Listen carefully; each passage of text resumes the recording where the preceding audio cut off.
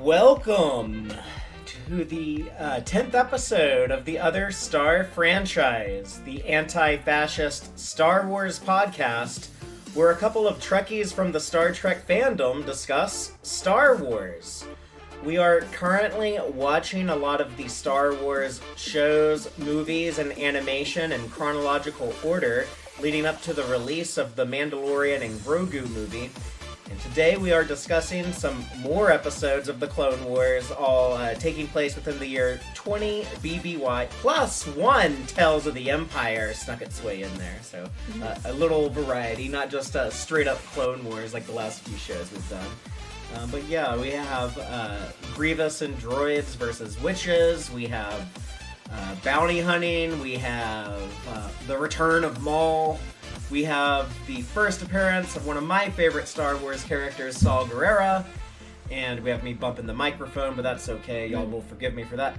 And we also have Baby Jedi. Baby Jedi. So one of your favorite arcs, right? Yeah, it's a fun one. So cool. I think that's probably a divisive one because it's so like all ages, but it's actually not bad if you can accept the cutesy little kid Jedi stuff. But it's actually not that bad. So, we will go ahead and get started. And the people who watch the show live, they'll see the people who watch it on YouTube, regardless of if it's live or not, you're going to see some visuals on screen. I'm going to pull up our spreadsheet that has the episodes we have been watching. If anyone wants to see this sheet, it has all the episodes we have watched and everything that we're going to watch in chronological order. But there is a link available in the description wherever you are currently watching or listening to us. Today it's 15, 16? How many episodes are we discussing here? 13. 13. Okay, so we are going to go from Season 4, Episode 19 of Clone Wars, Massacre. That is when the droids attack the Night Sisters. And then we're going to go through the rest of Season 4. We're going to skip Episode 1 of Season 5 for now, because that is something we'll watch next time. But then Season 5, Episodes 2 through 9. So, and this is what, how many arcs are we discussing? If you count all the Ventress and Maul stuff together, that would be 1, 2, 3 arcs. That sounds right. I think that's right. Okay, so to start things, Miss Taylor, please recap the episode, Season 4, Episode 19, Massacre for everyone by reading the summary off of Wikipedia. After failing to kill Dooku or control Savage Opress, Asajj Ventress is advised by Mother Talzin to reject the ways of the Sith and rejoin the Night Sisters. Upon discovering Ventress's location, Dooku commands General Grievous to launch an assault in a bid to eliminate Ventress and the entire Night Sister clan. As Ventress and Grievous square off, Talzin uses a voodoo doll against Dooku, whilst her relative Daka, the eldest of the Sisters clan, awakens an army of undead Night Sisters to hold off the droid forces. Ventress defeats Grievous and escapes with the rest of the Night Sisters. Ventress defeats Grievous and escapes while the rest of the Night Sisters are massacred, whereas Talzin escapes when her attempt of finishing off Dooku is ultimately foiled. The episode closes with Talzin's spirit bidding farewell and good luck to Ventress, who is now left to grieve for her sisters and lament her lost future. And the moral of the episode, and the fortune cookie quote at the beginning that Clone Wars always has: one must let go of the past to hold on to the future. That's kind of the opposite of the lesson of the new Star Trek show we've been watching, Star Trek Starfleet Academy. Like, one of the core messages of that show that a character actually says out loud in like the 4th episode is you don't have to let go of the past to let the future in. Yeah. But Asajj Ventress, she does have a lot to let go of, you know? Like, she had to let go of her life as this like big commander in the Separatist army and Dooku's apprentice, and she's like, oh, I'm gonna go become a Night Sister, and then like here she loses all of that and has to let go of that. Yeah. So a lot of characters are having to let go of things in these episodes. There's also the Tales of the Empire episode, season 1, episode 1 for Tales of the. I guess it's all one season. So episode 1 of Tales of the Empire, The Path of Fear. There were 3 episodes in Tales of the Empire that told the story of Morgan Elsbeth. Which ties into this episode. This kind of takes place during the same time, but we can talk about both of these together. But Taylor, if you want to read the summary for The Path of Fear. Sure. During the Clone Wars, General Grievous and the Separatist droid army massacre the Night Sisters of Dathomir, except for Morgan Elsbeth, who is saved by the nearby Mountain Clan. Against the wishes of the clan's leader, the Matron, Morgan and 3 young clan members attempt to recover Night Sister weapons. They are attacked by droids, and the Matron's daughter is killed. The Matron saves the others, but abandons Morgan. Yeah, so in that episode of Tales of the Empire, you see more of the droid versus witches battle. Yeah. And including Grievous having a duel with Morgan Elsbeth's mom and killing her mom in front of her. Yeah. And you can kind of see Morgan Elsbeth go down this honestly sympathetic path that pushes her to be like this very hawkish person worried about like defense and security. And you could see why she would become like this big militant imperial. He's like, no, like we have to have like the strong military to keep us safe from the Grievouses out there. She had a lot to let go of too, I guess, because she tries to find a new home with the Mountain Clan and then loses them as well. But should we just talk about like these 2 episodes together since they're like the big battle episodes? Yeah. This is one of the big things I always remember from the Clone Wars. Like, man, that was an epic battle when the Separatist droids go to wipe out the Night Sisters. Like, the Night Sisters give them a good fight. It made me root for them. Like, it sucks to see Grievous victorious in the end, but yeah, there was a lot going on in the massacre episode. Like we kind of see Asajj go through this ceremony where she becomes a Night Sister. So like a magical baptism. Yeah, basically. But like before, we had seen her with the Night Sisters and they're working together and stuff, and she's like, but she hasn't been like officially sisterhooded, I guess. She doesn't really like participate. Yeah, and so I felt like really extra sad whenever she's finally like we see her bonding with some of her sisters, and like she's very standoffish that we've seen before, and in this one we really see her start to open up to her sisters, and then they're literally killed in front of her, which is absolutely horrible. And it sucks for them because like she kind of she brought that war to them in a lot of ways, but like they still like accept her and bring her into the fold. Like, no one gives her any shit about that, and I think they realize it's inevitable anyway, and also Mother Talzin has been playing her hand in this a lot, so it's not really just on And we know that her and Dooku have history. Yeah. What if they dated in their youth? Is that why she had a lock of his hair? Oh! She said that he gave it to her in a deal, and she said something kind of like, you should make better deals or whatever, when she like had revealed that she had his hair. They could tell that story in live action, like recast a younger actor to play like young Dooku instead of because like Christopher Lee only played him in his older days, and you could do whatever you wanted with Dooku and Talzin. That'd be neat. That'd be a cool story to explore. This also was wild that there were zombie Night Sisters in this. This was giving Lord of the Rings a little bit, like the Army of the Dead. Yeah, it's kind of like their like last resort is like we're gonna like wake our dead and put them on the battlefield also.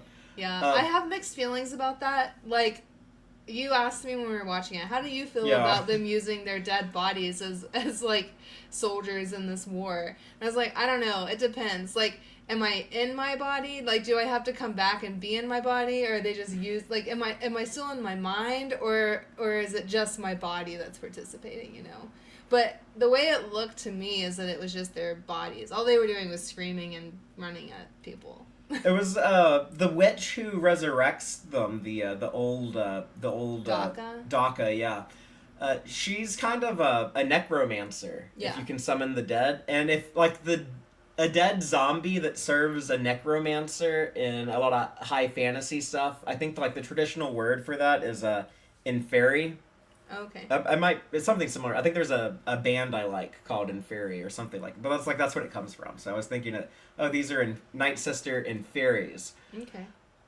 But they look so badass with like their bows and arrows, and they're like these scary zombie faces. And The other thing I liked about that is we got to see a little bit of the Night Sisters' funerary customs. They like were birthed out of these like floral orbs where their bodies were stored. They were like suspended. Yeah. It makes me like think their graveyard is like in the trees. I thought that was cool. In British Columbia, by like in the waters of like Vancouver and Victoria, there's this island. I think it's called Dead Man's Island because when either the Spanish or English or whoever was over there first, whichever were the first white people there, the First Nations people who lived there, like the native inhabitants, is the First Nations is the term they use in Canada, but they had buried their dead, I think in like cages that like they hung up in the trees or something. But like these white people show up and they see that and they're like, man, this looks scary as hell, this island. I think it's called Dead Man's Island.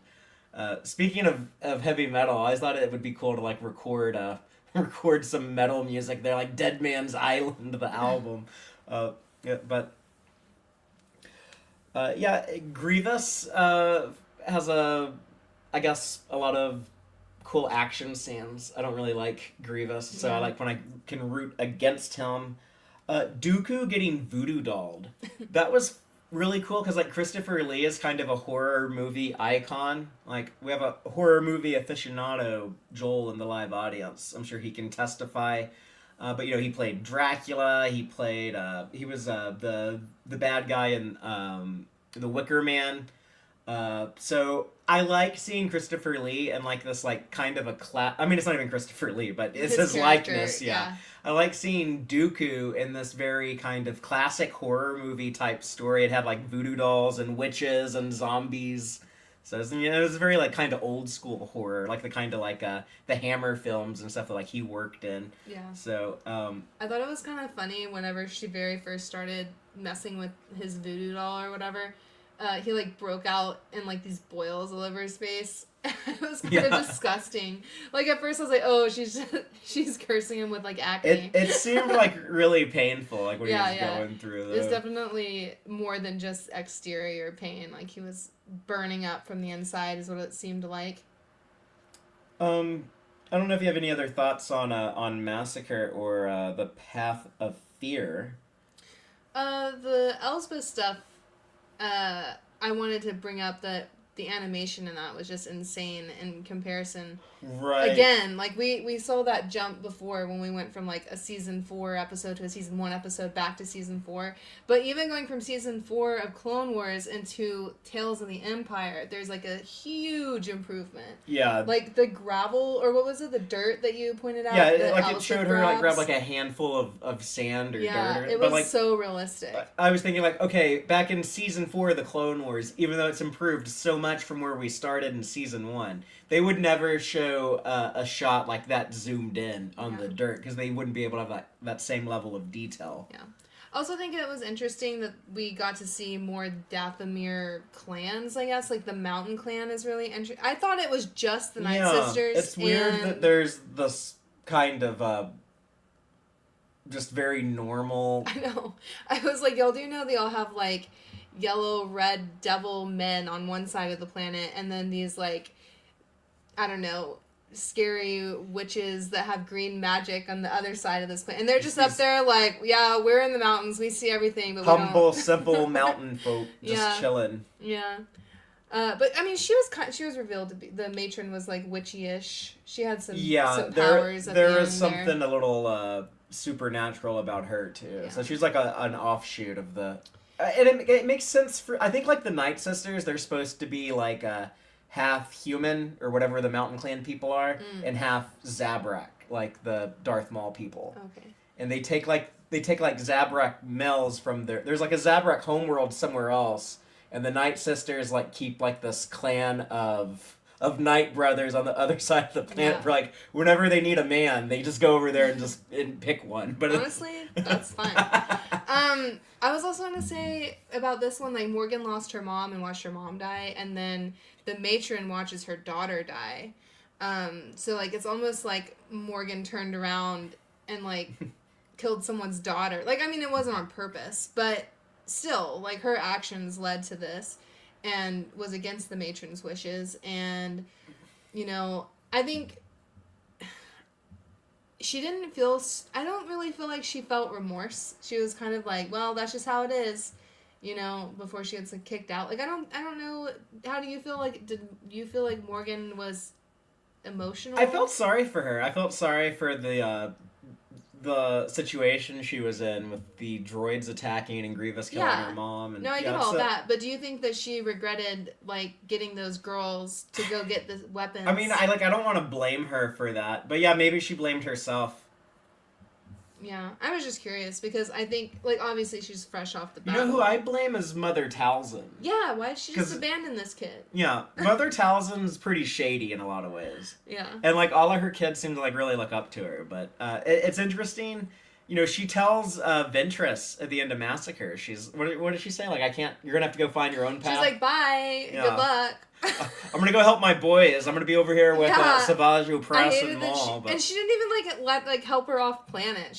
Ventress was like, well, how do I get out of here? And she's like, I don't know. But to be fair, just, you know, if you keep watching, spoilers for rest of Clone Wars and Bad Batch and maybe even, like, the novel Dark Disciple, that's okay. We can spoil anything on this show other than Skeleton Crew, because that's the thing we haven't seen yet.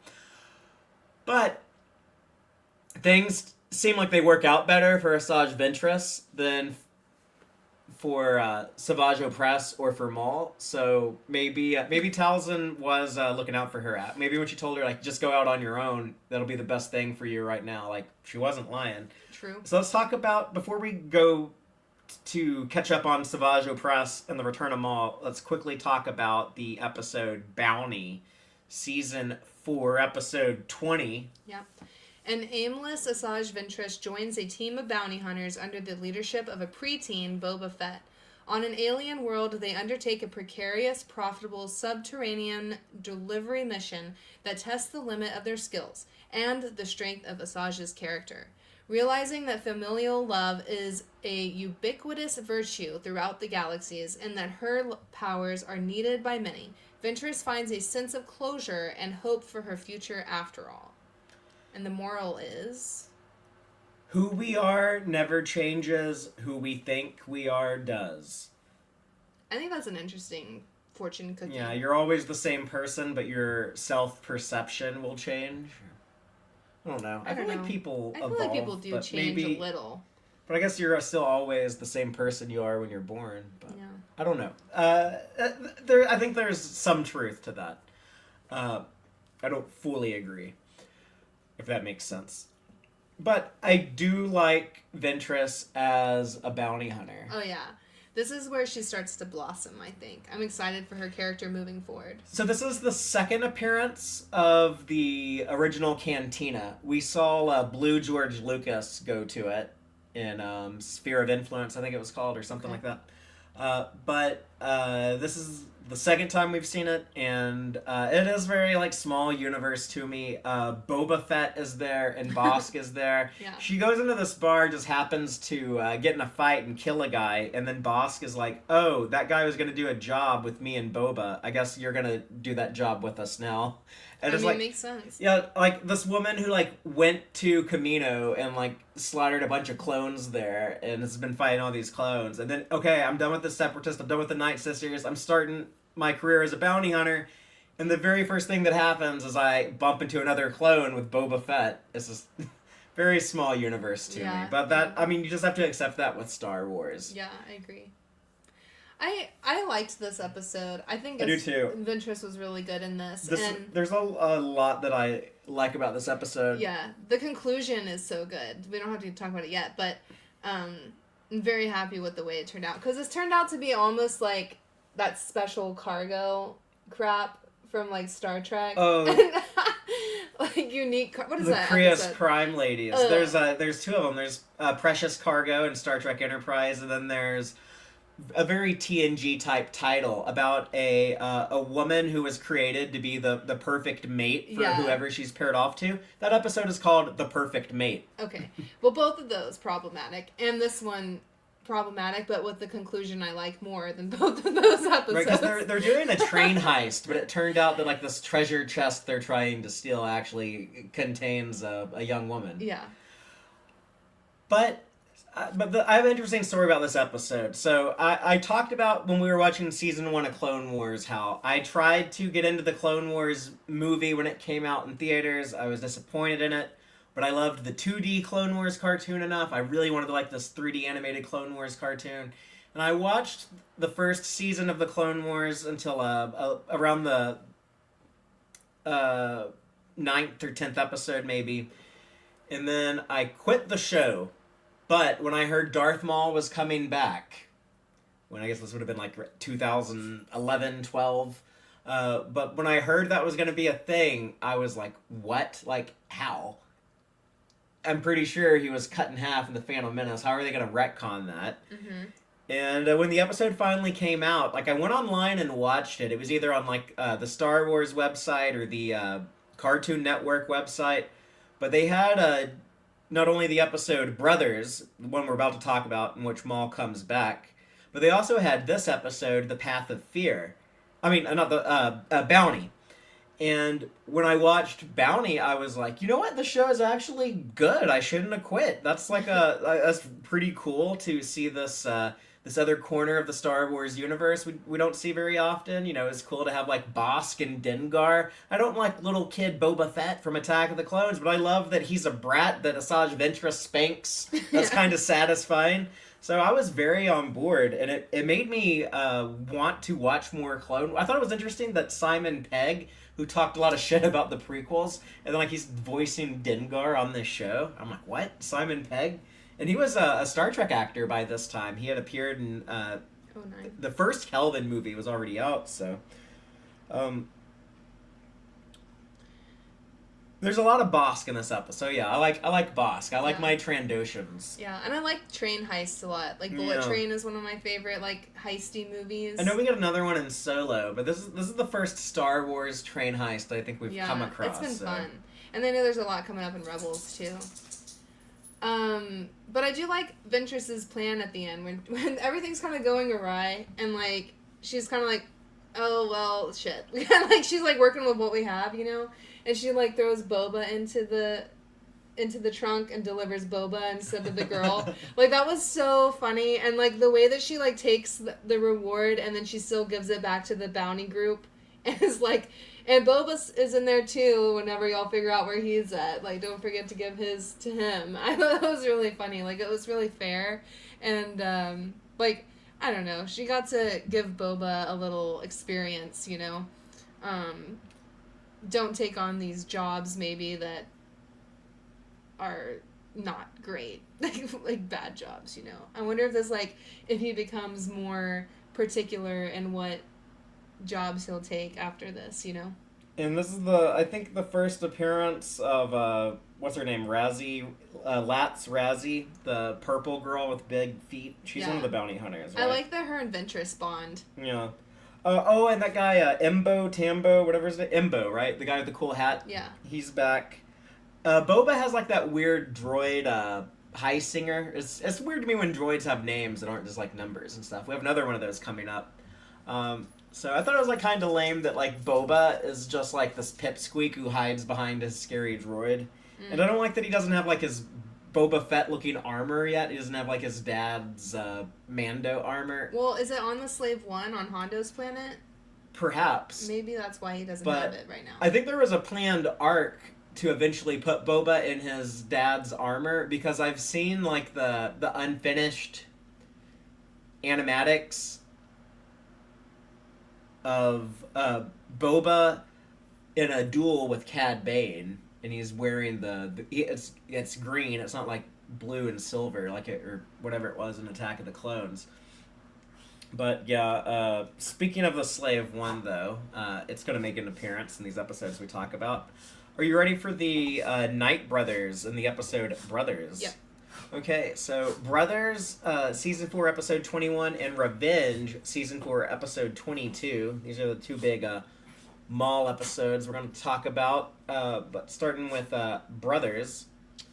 With a magical amulet from Mother Talzin, Savage Opress lands on a junk planet in the Outer Rim and searches for his lost brother. With the help of the snake-like Morley, Savage finds his brother, the former Sith Lord Darth Maul, who has been driven to insanity from his bisection and near-death experience on Naboo over 10 years ago. And the moral is... A fallen enemy may rise again, but the reconciled one is truly vanquished. So, if an enemy falls, they might return, but if they're reconciled, then they won't. It sounds like it, yeah. It's like, Obi-Wan, you should have reasoned with Maul more, and he wouldn't be here again. Or you should have cut somewhere else. Yeah, so it turns out that Darth Maul didn't die. He just went to the junkyard and was able to live with metal legs that he built out of garbage. And I think they're held together by the Force. That's what we were trying to figure out, because, yeah, that's something that always seemed... Like, the Maul resurrection, to me, always seemed stupid as fuck. Like, when I watched that episode, Bounty, I also watched this episode, Brothers, because, I think I watched this one first, Brothers, because I wanted to see how did Maul come back.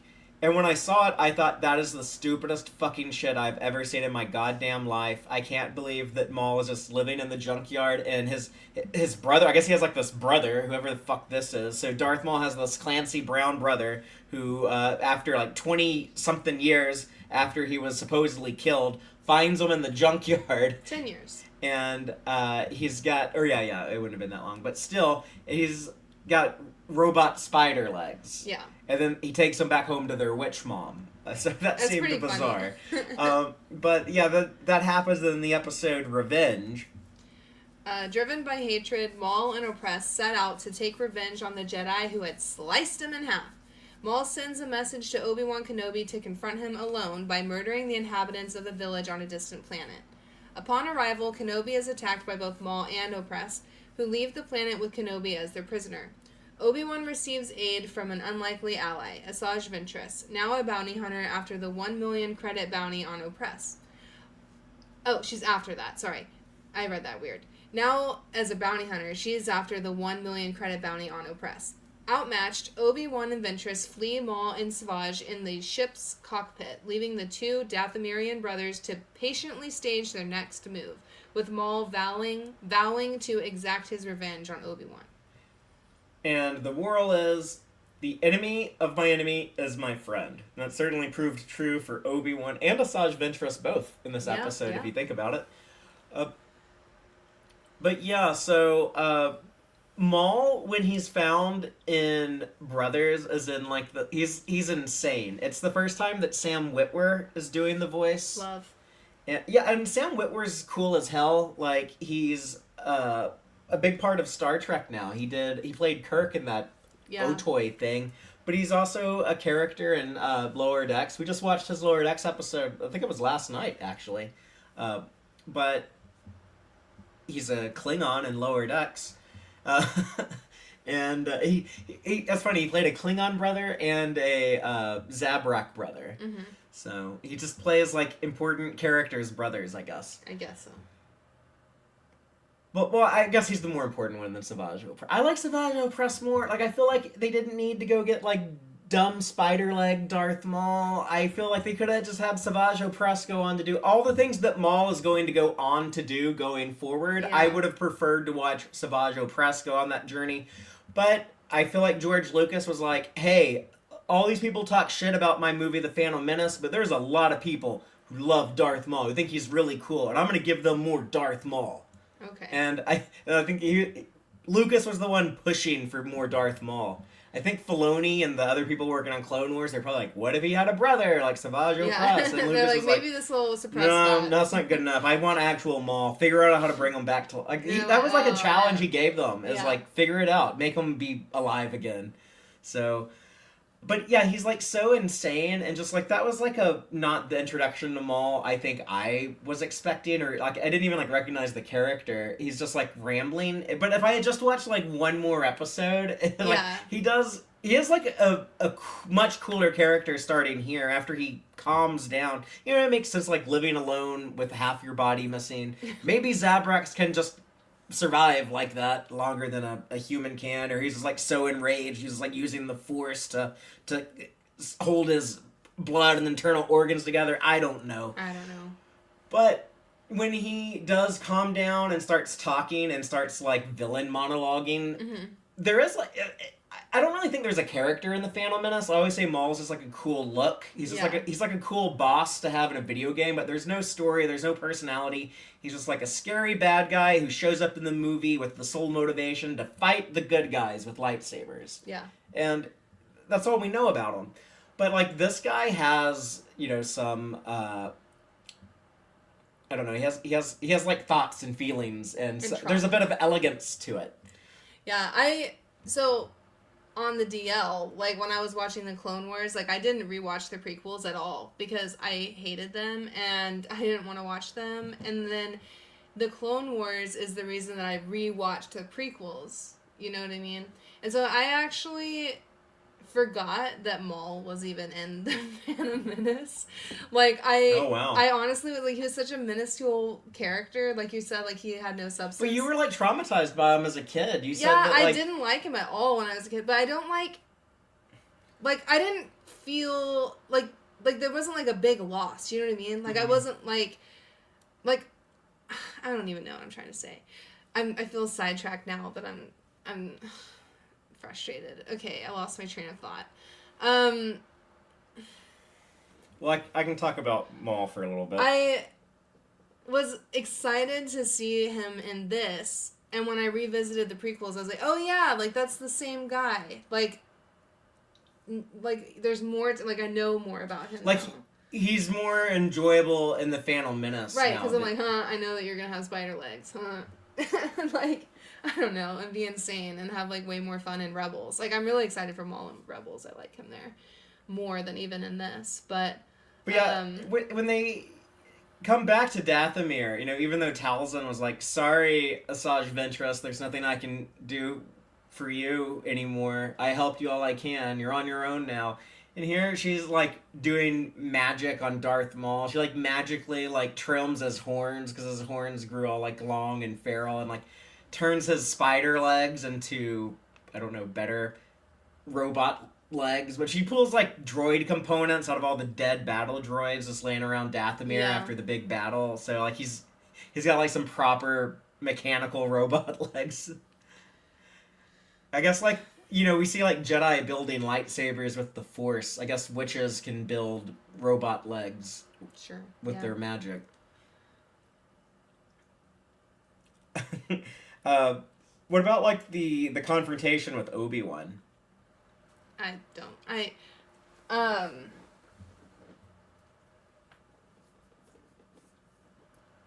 I mean, I liked Ventress and Kenobi teaming up. I don't know. Why don't you talk for a bit? I like when Obi-Wan goes and shows up on, like, that planet where Maul and Oppress are raising hell to, like, draw him out. They're basically like, we're just gonna destroy shit until the Jedi Obi-Wan Kenobi shows up to fight us alone. And then when Obi-Wan does show up, there's, like, that fucked up droid that's, like keeps bumping into the wall. It's like it's been, like, so traumatized by the carnage, and Obi-Wan just kind of compassionately just, like, switches it off to put it out of its misery. And then it is, like, a pretty good fight, I guess. But I love how, you know, Clone Wars Obi-Wan, snarky Obi-Wan, talks so much shit to Maul and is trolling him. Like, I love the line, I like your new legs, they make you look taller, which really pisses him off. Because it was just, like, acknowledging, oh yeah, Darth Maul's kind of a short dude. Like, before he had robot legs anyways. Ray Park is a short guy. I've seen him at conventions and stuff. He's like 5'7", 5'8". Like, he's not very big. So it was funny to me to have, like, someone call out Maul on his shortness, I thought. Yeah. Obi-Wan is sassy. And then him and normally Ventress is really flirty with Obi-Wan, and like when they're like Obi-Wan's trying to like pick up their banter. He's like knocked unconscious, and then he's like, oh, Asajj Ventress, what a beautiful sight to wake up to. And she's like, shut up, Kenobi, you've never been much to look at. So it's like, man, she is done with her like she's got a job to do. yeah, like bounty hunter Ventress doesn't like torture her enemies with her deadly flirtations. It's a personal. And on top of it being like a job, actually, like for the credits, it's also personal because she kind of created Oppress. That is true. Yeah. So it was cool to see her like tell the other bounty hunters like, stay away from him. He's mine. But that's all I have on Brothers and Revenge. Guess I'll just say like we'll talk more about Darth Maul in the next round of episodes. When it's some really big, cool Darth Maul stuff that I'll enjoy quite a bit. I think, even though I part of me wishes they just never brought him back. Resurrection always feels a little cheap to me in some things. It's like kind of want death to be something permanent. Yeah. But I don't know. A lot of times I've seen Resurrections done well too. So, but now there's gonna be like this whole new Maul show on Disney Plus that they wouldn't have been able to make without this. And I also think like the animation has done enough good stuff with Maul that I do kind of like him belonging to the world of animation. I know, given there's been like some weird stuff with Ray Park in recent years, so I don't think they'll ever have live action Maul again. But unless they recast. Yeah, I guess they could recast. That'd be really like easy. Face paint. Yeah, have Sam Witwer dub the voice over someone else. That'd be great. Because that also really hurt Ray Park's acting career. But the fact that George Lucas dubbed him over in The Phantom Menace, like everyone in Hollywood thought like, oh, this stuntman who played Darth Maul, I guess he can't act because they had to dub over all of his lines. So let's never give him a big speaking role in anything. Interesting. The only other like role he ever did that was like that big as Darth Maul was probably Snake Eyes in some of the G.I. Joe stuff. Snake Eyes is a ninja who famously never talks. Oh. So, and is also totally masked at all times. Interesting.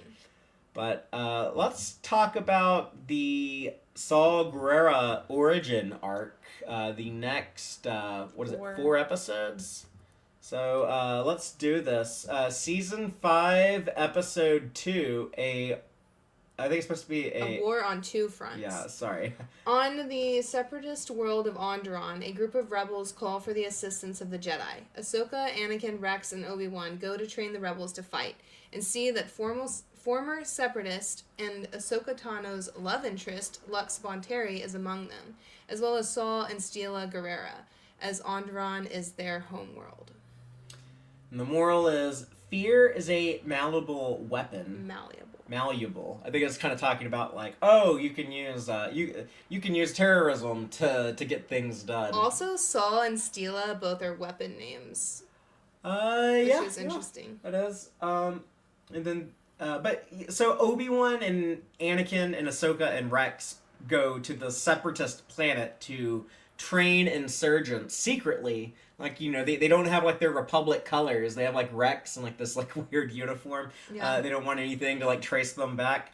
But, it's kind of how, like, in real life, like, big countries, like the United States can, like, we're going to drop in these advisors to train these rebels in this country to overthrow this regime we don't like. But we can't show that we're actually involved. So I love the real life politics of all this stuff. Let's talk about like the other episodes. Season 5, Episode 3, Frontrunners. Ahsoka Tano, now leading the rebels on Onderon, but forbidden to fight, puts their training to use by having them hijack an AAT. Yeah, is that correct? The all assault tank. Okay, or something. Okay. It's that separatist tank that was first introduced in the Phantom Menace. With the two, and blow up the main power station for the capital city of Onderon, so that the rebels can wreak havoc. And the moral is, to seek something is to believe in its possibility. And that brings us to the Soft War. Sanjay Rash, Onderon's puppet king, accuses Ramses Dindup, wow, these names are a lot, the deposed king, of inciting the rebellion against his rule and orders his execution. After an ill-concocted solo effort by Saw Gerrera to rescue Dindup, Steela Lux and Ahsoka, with no help from the Republic, devise a plan to retrieve the king from the palace. The plan fails, but as Dindup is about to be executed, the rebels are saved by General Tandon and the Onderonian militia, whom Saw has managed to sway to their side. Now knowing the Jedi's involvement, Dooku grows impatient with his underlings. And the moral is, struggles often begin and end with the truth. And yeah, I guess Onderon sided with the Separatist after the new king, Rash, took over from the old king, Dindup. And so, yeah, this was like another kind of real-world political thing, where it's like, well, the Republic wants to install the old king back, so they're supporting the freedom fighters that are going to do that. And you see like Saw Gerrera grow as a freedom fighter. I guess it's like a general and a leader when he like gets the militia to change sides. And then the conclusion of this 4-episode arc, Tipping Points. The rebels on Onderon struggle to reclaim their home planet. After the Republic and the Jedi High Council refuse to give Ahsoka Tano and the rebels assistance, Anakin pursues Hondo Ohnaka Anakin Skywalker persuades Hondo Ohnaka to supply illegal rocket launchers to the rebels to combat the Separatist new gunships. The rebels succeed in taking back Onderon, but Steela is killed in a fall during the battle. With Onderon lost to him, Dooku executes Sanjay Rash and has his forces depart the planet. And the moral is, disobedience is a demand for change. I kind of like that. Yeah. It's like, yeah, go raise hell and be disobedient when you want to demand change. So, but yeah, I really enjoyed this 4-episode arc because I love seeing kind of the real life geopolitical things represented in the Star Wars universe. And I feel sorry for Saw Gerrera because like he loses his sister, and I feel like that really messes him up. Like he's always everything you see of Saw Gerrera after this, he's not quite right. Yeah. And he deteriorates over time. Well, he's like sniffing juice or something. Yeah, maybe this is what started that. Yeah. So. In the comic book adaptation for Rogue One, like spoilers for Rogue One, but like right before Saw Gerrera dies, in the comic he says Steela is like his last word. Aww. Yeah, this arc is good, but it's not one that I particularly remember and love to watch. Like, I think it's just kind of... I think it might be, like, a little too long for me. Maybe if it was, like, 3 episodes instead of 4, I would be more into it. But it feels like a lot of it's dragged out. Like, there's a lot of training sessions that, like... And there's a lot of bickering between the rebels. And, oh, yeah. Well, like, the resistance infighting. It's like, that's so realistic. It is, but like it's annoying. I just showed you the movie Michael Collins, and you were like, oh, there is an Irish Civil War. Oh, my God. That's a whole other podcast, but I was pissed. I was like, what? They cannot fight with each other right now. They just got a little bit of an inch. Like they can't lose that inch. But yeah, they did, so whatever. But I love the idea that Darth Vader accidentally invented the rebellion. And then like he ends up fighting them later, cuz it makes me think of like, oh, like the CIA empowered Osama bin Laden back in the 80s. I'm sorry, my dog is shaking around a lot. But yeah, the CIA helped bin Laden in the 80s and helped him build up his freedom fighter forces because he was fighting the Soviets in Afghanistan. But then decades later, he becomes a big problem for the United States. So it's the same thing, like Vader like builds up Saw Gerrera, and then later he's like a big problem for the Empire. Yeah. And I like the Ahsoka stuff. I like that she's very independent from Obi-Wan and Anakin for a lot of this. They kind of just leave her on Onderon with the rebels. Yeah. And they do that love triangle that is... It's weird. Not as bad as it could have been. It's weird, though. Like, I thought Steela, she seems much older than Lux and Ahsoka. Like, Lux and Ahsoka seem like the same age, which, I mean, I guess it doesn't matter. But I thought it was interesting that I don't know. It felt more to me like in the first episode of this arc that they were kind of like brother-sister vibes a little bit, and then it quickly took a different direction, and I was like, oh, this is hard for me to wrap my head around. But I really like Stila, and they're like, I don't know, rallying of people is really... I thought, like, the drama between Stila and Saul was also unnecessary. Whenever she kind of, like, gets elected, and he, like, literally storms off because he's mad that he wasn't elected. Like, I feel like that's unrealistic. Like, I feel like from what we saw of him and her talking, like, he wouldn't have been, like, that mad.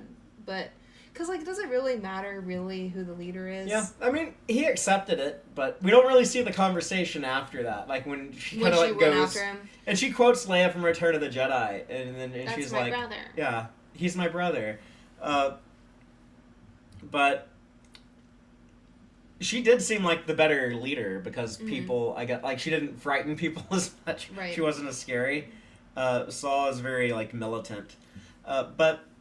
well, he'll become more of an extremist, but yeah, like I think that's what like they were seeing in the streets of Onderon or whatever, that people didn't like seeing other droids blown up and that's the thing, like when face. you're disrupting Their civilian daily life. Yeah. Yeah, that's something like I think a lot about as a political activist and like protesting and stuff. It's like you want to be disruptive to the point to like people notice you, but like if you're if I don't know, if you're like ruining people's dinner at their favorite restaurant or something, like Right. they might like end up turning them against your cause or something. My favorite example of the ones they showed though was when there was like a guy taken by a droid in like an alleyway, and he was like, show us your papers, and then they took out the droid and then the guy was free to go.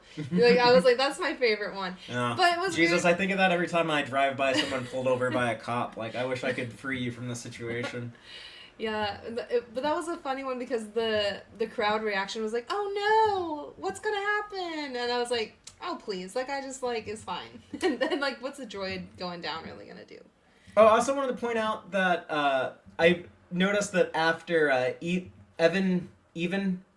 Peel died in the Citadel, Obi-Wan Kenobi has that seat in the Jedi Council. Mm-hmm. Like, and in this arc, you see Obi-Wan take a seat in the Council. So we know in like Revenge of the Sith, he was on the Council in the movie. Mm-hmm. So he wasn't at the beginning of the Clone Wars, but we've crossed the point when he did. They never like point that out though. They never talk about like, oh, There's not like a ceremony. Master Kenobi's been promoted to the count. Yeah, I just assume it happened after Peel died in the Citadel. Yeah, that makes sense.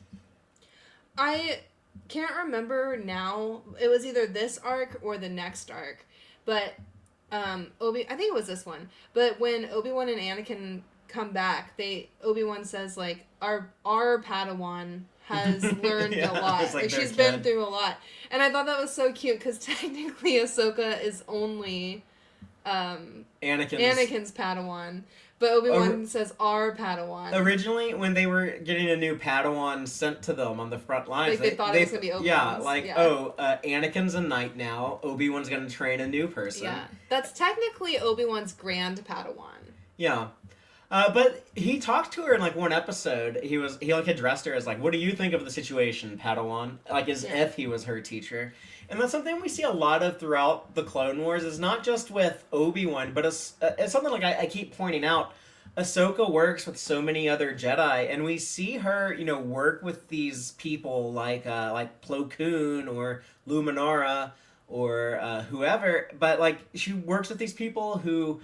They're very skilled, talented Jedi, or they have some specialty or some skill set that they're known for, and then we see her pick up on those skills, like we're about to get to with her teaching younglings with Yoda and becoming a good teacher like Yoda. And we know from other stuff that she will go on to at least attempt teaching at some point in her life. There was some violent stuff too in like the execution scenes. Like they straight up had like a laser guillotine ready to go. There's supposed to be a laser guillotine in episode 9 back when it was going to be called Duel of the Fates. That was like the opening of the movie. It was like some some violent protester on Coruscant being decapitated by the First Order or something. So, wouldn't be any real world parallels to that. Well, there's a lot of there is like a lot of violence, I guess, but there's like a lot of guerrilla combat. I like how like they kind of show like this urban guerrilla warfare, kind of neat, kind of unique to the Clone Wars. Dooku talks so much shit to that king when he's like I love when Dooku is like talking shit to someone, like when he's giving one of the separatist underlings an ass chewing. That's so like entertaining to me. Yeah. He's just talking about like being like most disappointing, and he's like blaming it on the droids. He's like, you sent me like these terrible droids. He's like, well, I'm gonna send you a better droid and a better general. Here's a droid that's gonna replace you as the new commander. There's a droid named Kalani or something like that. And again, it's another weird example of a droid having a name. But these some of these separatist droids, like the tactical droids, they're very like Battlestar Galactica Cylon, and like one of the catchphrases for the Cylons is "by your command." So it released in like the old school Galactica from the 70s. So it was cool to hear a battle droid say "by your command" to this droid general. A little Galactica Easter egg. Yeah, I think a lot of Dooku's like sassing other people or whatever, or like being extra mean to these people, it stems from him taking so much shit from Darth Sidious. He's like, God damn, I get chewed out every fucking day. Who can I go chew out now? Like, pass he's it like, down. yeah, it's like bad boss to husband to that person brings it into their household, you know? Same vibes. But yeah, I think this is like Dooku is pent up about, he doesn't have a therapist, you know? I know he doesn't. Maybe so that could have prevented all this. Yeah. But the thing that I'm a little disappointed in with this is I forgot that like Saw Gerrera is like he's kind of like a monarchist. He's like, I fight for the rightful king. I was like, I kind of would have hoped he had like better politics than that in his early days. Well, but he's still got room to grow. Yeah. It is very sad to me how everything shakes out though in the end. Like Lux. I don't want to say like he chooses Steela over Ahsoka, because Ahsoka never like made herself like available. Like she's supposed to be a Jedi. She's supposed to like not do relationships, not do attachments, and it was interesting to see her and Anakin kind of bond over when he's like, Anakin's like, believe me, I can relate. Yeah, she's like, what? Are you gonna tell me about Padme yet? Yeah. We were talking like, oh yeah, Ahsoka's trying to milk more of it out of him, but Lux. He like shares like this moment, this kiss with Steela, and like it makes me sad for Ahsoka because like you see her like in the background watching it, but she just has to like just suck it up and then like root for him, kind of congratulate him, like, you know, good for you, pal. And then Ahsoka almost saves Steela. Like when they fall off the cliff, it's like she's able to save Lux, and then she's about to save Steela and gets shot. Is like shot in the back by a droid and drops her. You know, technically, okay, we can get into this. I'm gonna try my best to say it without it sounding weird. But like Steela is hanging on the edge of the cliff, and Lux puts himself in the situation where he becomes stuck on the cliff, trying to rescue her. He was trying to rescue her. And if he hadn't have done that and just but he didn't know. He probably didn't know that she was coming. But then she wouldn't have had to save him, and she could have just saved Steela. She would have had time for that.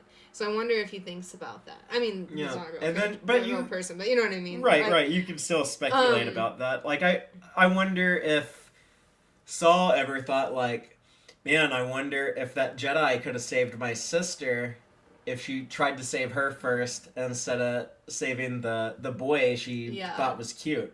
Like, I wonder if, like, maybe that would, like, play out in his mind, you know? Yeah. I don't know if that is why she saved... In my mind, like, she saved him first because he was on top. Yeah, I don't think Ahsoka did, but, like, from Saul's perspective, he's probably going to wonder about that. Yeah, I'm sure. But yeah, it sucked because she had her... And, like, she had literally just let go of the wall, and Ahsoka got shot in the back and dropped her with the Force. Or she lost her focus with the Force and dropped Steela. So... But I had forgotten that Lux was such a big part of the show, and I really like that choice of, hey, what if we gave Ahsoka her own Padme?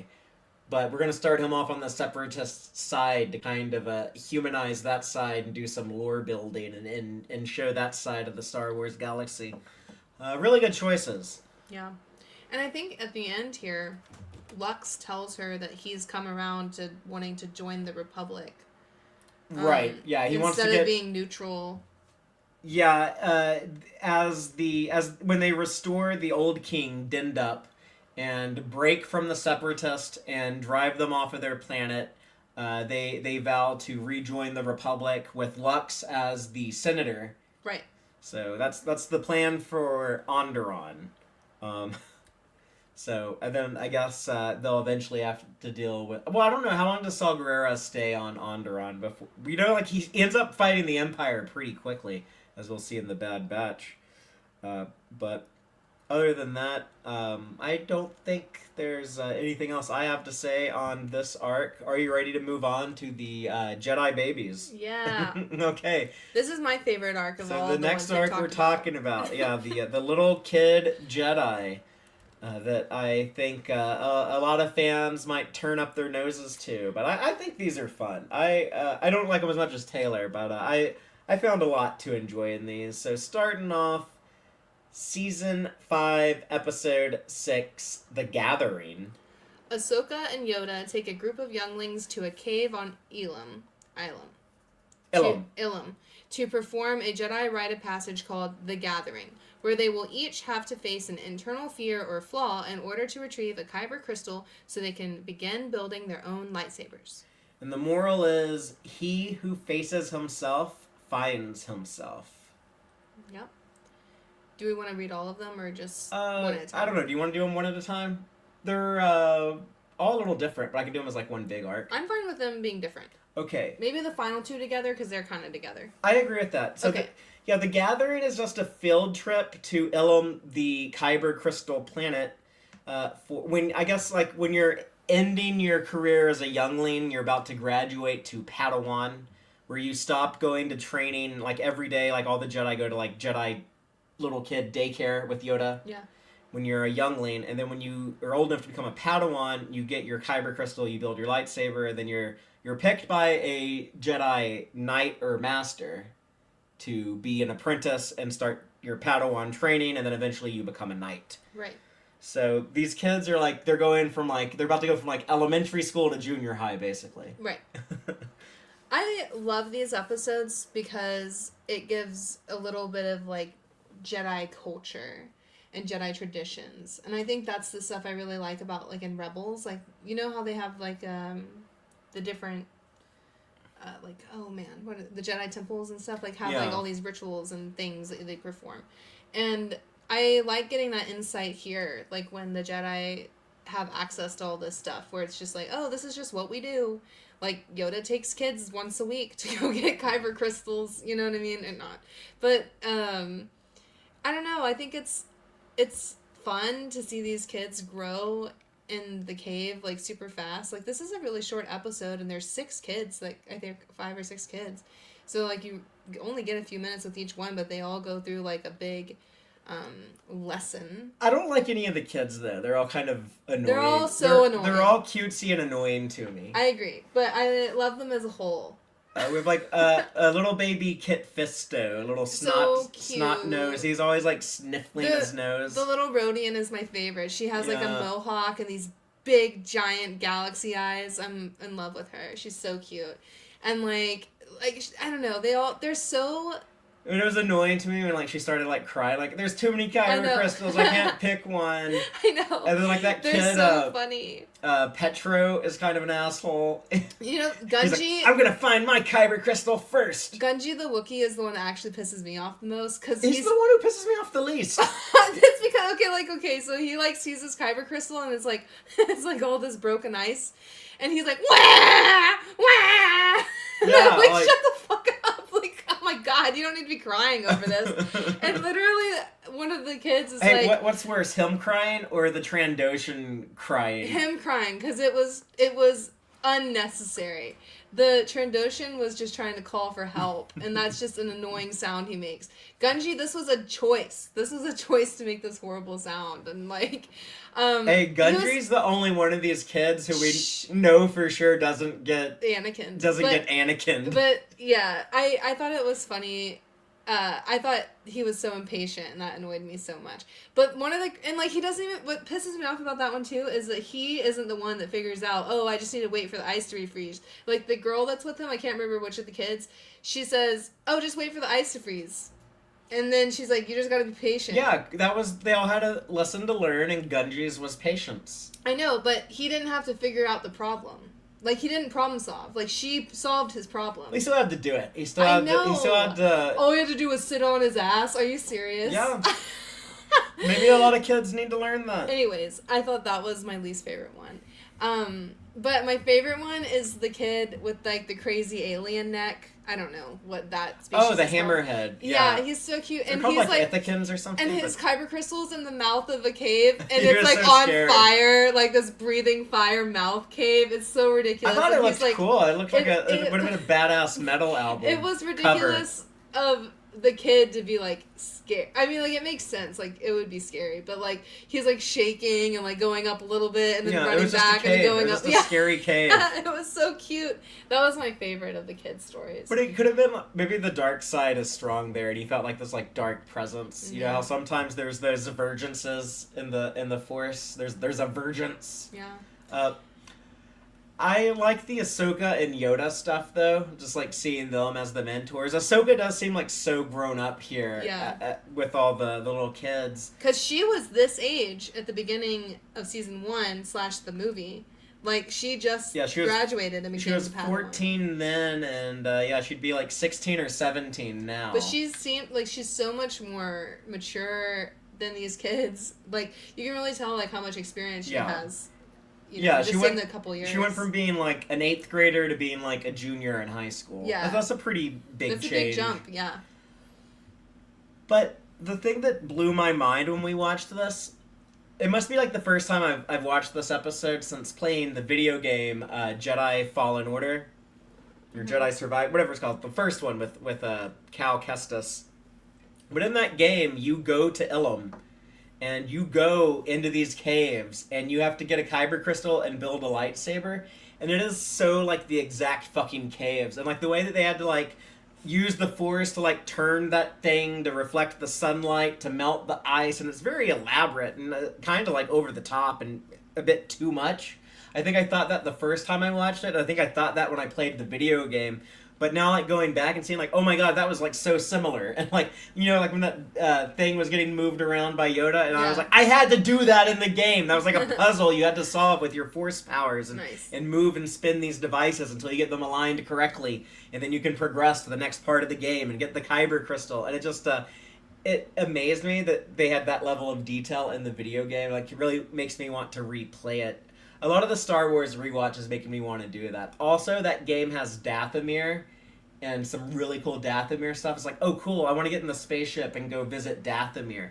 And Saul Gerrera appears in that game. And when he does, he has, like, the grappling hook gun. He, like, swings into the game, basically. There's this one moment in the game where he, like, basically just swings onto screen with that. And you see him using that grappler hook gun in those episodes we were just talking about earlier, so that was kind of cool. But, the other thing in this episode, I guess we don't get him here. It's the next episode that introduces David Tennant, Doctor Who, as a droid.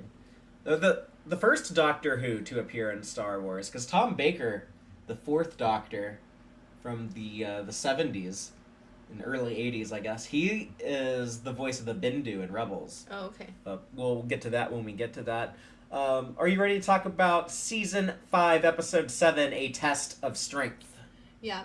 While returning to Coruscant with their lightsaber crystals, the younglings are attacked by Hondo, who wants to steal their crystals and sell them. Ahsoka must defend the younglings from the pirates. And the moral is, the young are often underestimated. Okay, I already have a couple of things to say. Before you do, I just want to say that it's odd that Hondo is so, like, friendly. just like right before this in the last arc when he was delivering weapons to Ahsoka. Oh, yeah. He's like, these are from Kenobi and Skywalker. Yeah. Enjoy, bye. And then here he is like, I'm here to rob children. Yeah. But what were you saying? Well, hold on. Now I gotta think of them again. Sorry. One, how does Hondo know the Jedi schedule for going to get crystals, or like just he knows the route and he just like thinks about. And hold on.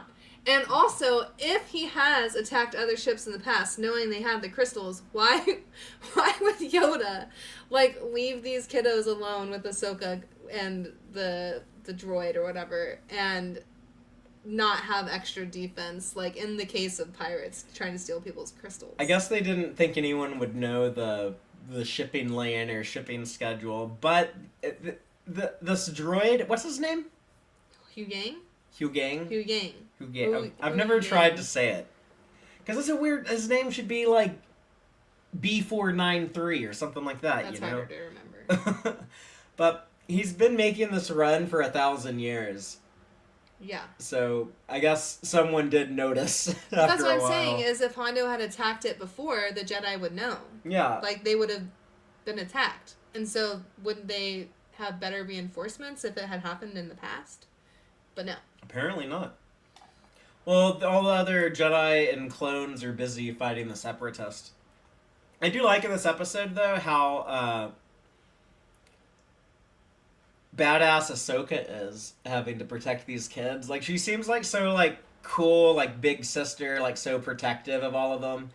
And that fight at the end when she's kicking the pirates off and kicking Hondo off the ship and they all get, like, sucked out of the airlock. Yeah. I always remember really loving that fight. That's, like, one of the big things I always remember about both Hondo and Ahsoka in the Clone Wars is like, oh, like that cool fight when she kicked him off of the ship. Mm-hmm. This is another reason I like this episode is because I like the lightsaber building stuff. Like, This is the first time we've seen that. It's another thing in the video game, too. You have to build lightsabers. Yeah, and I like seeing, like, all the components and them talking about, like, oh, what materials are you drawn to, you know, based off of who you are. And that's something, I know this fandom is canceled, but in the Harry Potter fandom, like, their wands choose them, and, like, the things that are inside their wands, like dragon blood or fire or unicorn hair, whatever, they're, like, related to the person that wields it. So it's kind of like a cool, like, character building thing too, and it's cool to see that the lightsabers are this unique to I like that. Yeah, how much Jedi personality each lightsaber could, like the wooden hilt for the Wookiee, and they comment like that's an unusual choice, but it's the right one for you. And I really like Huyang, and I didn't realize why until last night we were watching it. I was like, he's so organized. Right. Yeah, when he's like going through all the cabinets and drawers and files, and he has like his robot arms that come out of his back. Yeah. And he pulls out like the drawer with like everything all like neatly organized. Yeah, like just how like Taylor loves everything. He knows where everything is, and right. I love that. Like, he's like, oh, this kid, he needs a wooden blah, blah, blah. He's like, I got you. And he, like, goes back there and rummages for, like, 2 seconds. It's the same reaction as, like, when I love, like, oh, I love the design of these Republic ships and that stuff. Yeah. But, like, to you, it's like, oh, I love this droid's organization. Well, it makes so much sense. He's been doing it for 1,000 years. Yeah. And it's cool that he can mention that every lightsaber that's been built for the last 1,000 years is in my memory banks. I know every Jedi lightsaber. That's something else that the other fandom I mentioned earlier, the person that like distributes the wands, like Does David Tennant play that person? No, it was the guy that died. That doesn't narrow it down. Old white name. John Hurt. John Hurt. Okay. Yeah, John Hurt I was like, die. Very white name. Hey, he was also a Doctor Who. He was the War Doctor. Yeah, he was Oleander. Or Ollivander. God, I don't know. And he was he gave birth to the very first chest burster. An alien. Yeah, we saw that. So, very prolific actor. Very cool filmography for genre stuff. Yeah, but I really liked Huyang a lot in this. Yeah, and I'm glad that he comes back in the episode, or in the show Ahsoka. But you pointed out to me how Ahsoka is friend of the droids. I Kind of love like that. how like Radagast the Brown is friend of the animals. Mhm. Ahsoka is, I guess, not as big of a part of her identity, but she has a bit of that. She's friend of the droids. Like the Yeah. droids like know and trust her. Yeah, she does have a lot of bonding droid episodes, and I think she gets a little bit of that from Anakin. She learned that from Anakin. Yeah, Yeah, 'cause he That's what I'm saying. Like, yeah. like Obi-Wan is kind of a droid racist. To be like, so you can see that like Ahsoka can. She, in a lot of ways, she was on the trajectory to be like the best Jedi ever because she's Yeah. like learned she's the most balanced, the most centered. She's good at like all these things, like a jack of all trades Jedi, like what could become like the classic template or example of a well-rounded Jedi. Mm-hmm. Yeah, Uh, she's great. She's got great teachers and great experience, and she's good. Like what we could have had, but it's okay. But a test of strength ends with Ahsoka successfully saving the kids, but then she is captured. Yeah, she accidentally blows out the airlock herself. Kind of a bad move. That really sucks because she was like in the middle of like getting the last pirate out when actually the last pirate accidentally hits her and they all go tumbling out. Yeah. She She almost had it at 100%. Yeah, she's so close. But that's a reminder, she's still a Padawan. She's not a master yet. Like, she's doing the best she can. That's true, but a lot of the stuff in season 5, she does seem like just as capable as the Jedi Knights we see fighting the Clone Wars. It's like you said, like she's a junior in high school. She's not quite an adult. She's not quite graduated, but she's very close. But yeah, she seems to have her shit together just as much as, say, like Anakin in Attack of the Clones when he was a Padawan. Yeah. And he was a pretty powerful force in that, but, still had some learning to do. And arguably didn't learn enough before he was like, okay, you're going to be a knight and be a general because we have a war to fight. Just train this kid, that'll straighten you out. Yeah. So the next episode... Bound for Rescue. Yeah, season 5, episode 9. 8. I'm sorry, 8. With Ahsoka captured by Hondo, the younglings go to Florum to rescue her against the wishes of Obi-Wan Kenobi. However, before Obi-Wan can help the younglings, he is attacked by General Grievous and defeated, but nearly kills the droid general by setting the self-destruct on the negotiator, allowing his escape. The younglings succeed in infiltrating Hondo's lair, but end up as prisoners themselves. I forgot that Obi-Wan's Star Destroyer was named the Negotiator. That's supposed to be like his nickname. Yeah. The moral is, when we rescue others, we rescue ourselves. Mm-hmm. And the younglings infiltrate the pirate lair by joining the circus. There just happens to be a traveling circus, and they're like, "Hey, we can do Jedi acrobatics and be acrobats in your circus." But they are able to escape with Ahsoka and are in pursuit or the pirates are in pursuit in season 5, episode 9, A Necessary Bond. To revenge himself on Hondo for his past capture, Count Dooku has General Grievous attack the pirates' lair on Florum, so Ahsoka and Hondo must join forces in order to survive this encounter. And the moral is, choose your enemies wisely, as they may be your last hope. And yeah, so that is a callback to Hondo's original appearance. He had captured Dooku as well as Anakin and Obi-Wan. So ever since then, he's been on like the separatist shit list. and then Dooku comes to Florum and does not seem to be a happy conqueror.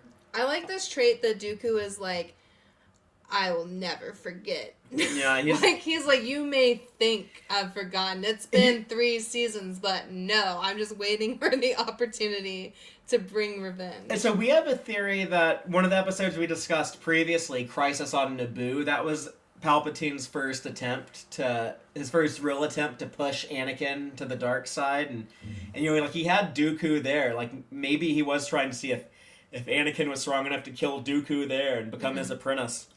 So maybe like after that, like maybe Dooku also felt like he was being tested during that, and he's kind of Dooku's trying to tidy himself up. He just cut cut ties with Ventress with and Ventress. Oppress. Yeah, and Oppress, and sent Grievous to go ahead and just finish off Talzin. Yeah. And now he's trying to go take care of these pirates that embarrassed him previously. Well, he's also low-key putting all of his eggs in General Grievous's basket now. Yeah. Like, he doesn't have another assassin. Yeah, he doesn't have, like, another and I think underling. low-key, like, Grievous is getting better at his job. Like, he actually did defeat the Night Sisters, you know? And he did defeat Obi-Wan. Like, he took the Negotiator, even though... That's such a cool battle sequence, too, in Bound for Rescue. Like, the Grievous Obi-Wan fighting is... Even though I don't really like Grievous, I thought that the droid infiltration of the ship was so cool. Like, when they land, and then Grievous and all of his battle droids get out, and like, Obi-Wan, like, running down the corridors, giving orders to the clones and to Commander Cody, and telling him, like, the ship is already lost. So they set the self-destruct on it before they get in the escape pods. And then when Grievous realizes the self-destruct is about to blow up, and he just books it for his ship, that is funny as hell to me. He's, like, pushing the droids out of his way, and he just leaves them to die, and then gets on his ship. But yeah, that was good. Classic Grievous.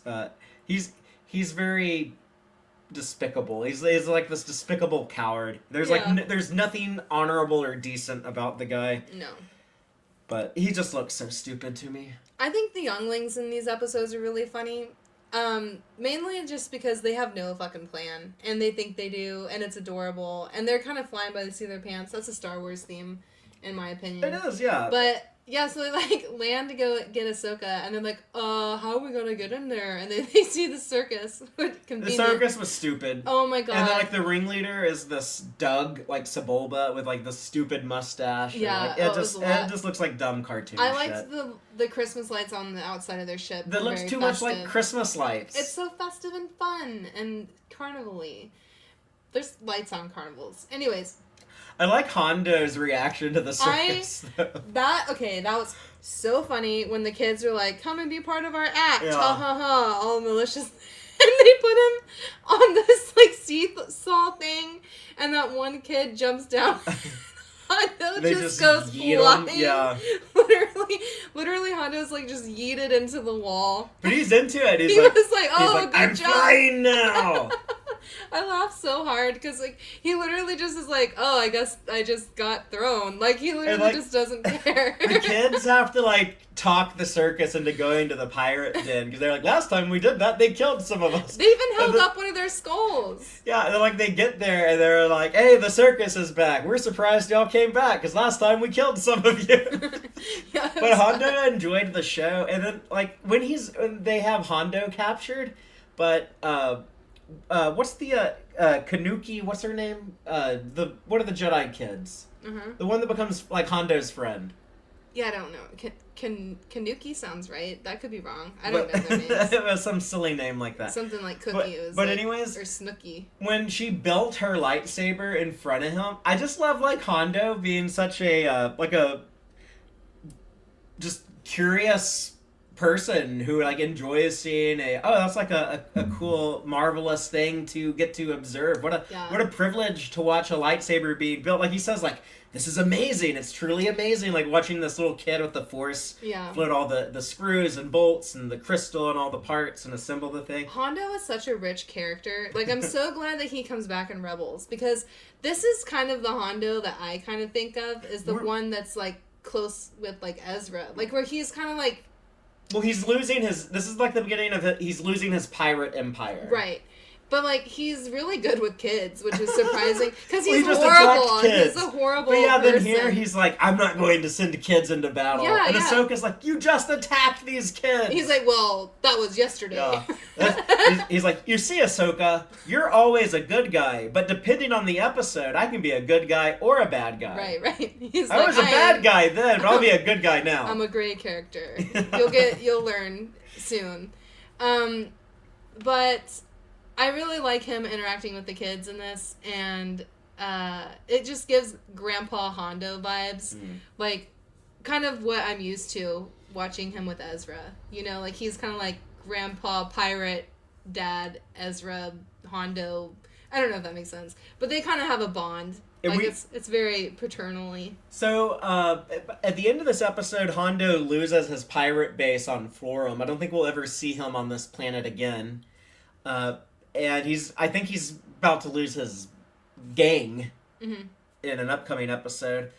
But he takes off in the Slave One. He has Jango and Boba Fett's ship, the Slave One, which makes sense because It had crashed. right when Ahsoka, being a badass, sliced off one of the wings, but Hondo went to go rescue Aurora Singh because he's like he can't say no to her. Yeah.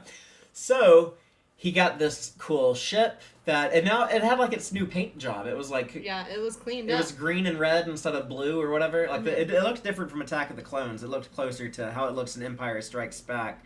So I don't know if we ever learned the story of how and when Boba gets it back from Hondo, but I just want to point out that this episode ends with Hondo and some of his pirates in the Slave One, because he doesn't have his flying saucer ship anymore, I don't think, either.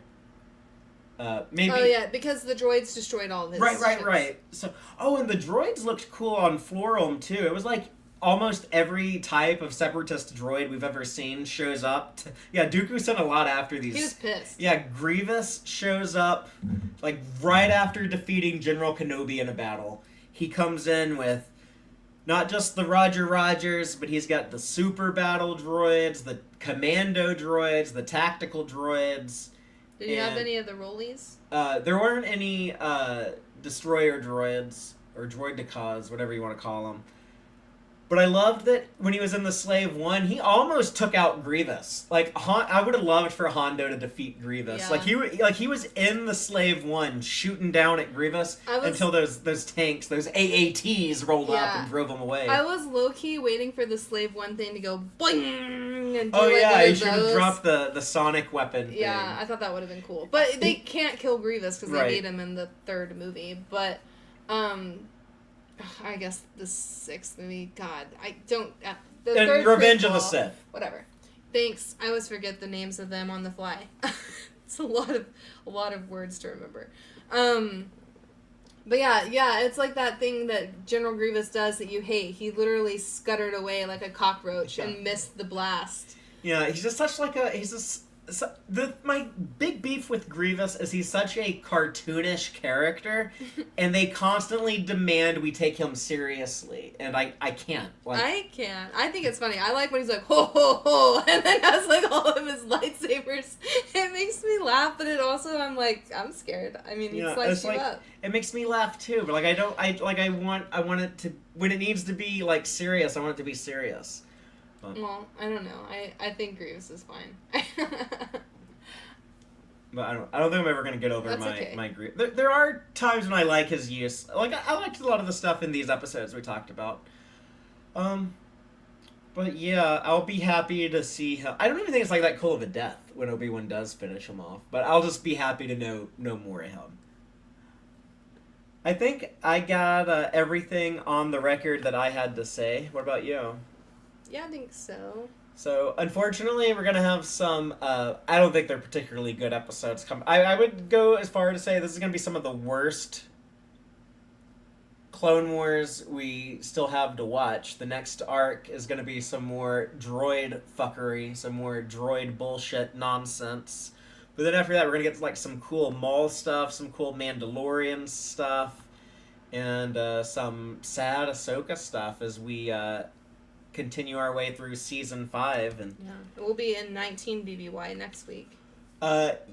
Yes. So we're about to finish 20 BBY. We're at the end of 20 BBY now, and 19 BBY is a big deal. That's the year Luke and Leia are born. That's the year that the Clone Wars will end. That's the year that the Empire will rise. And it is the year that, I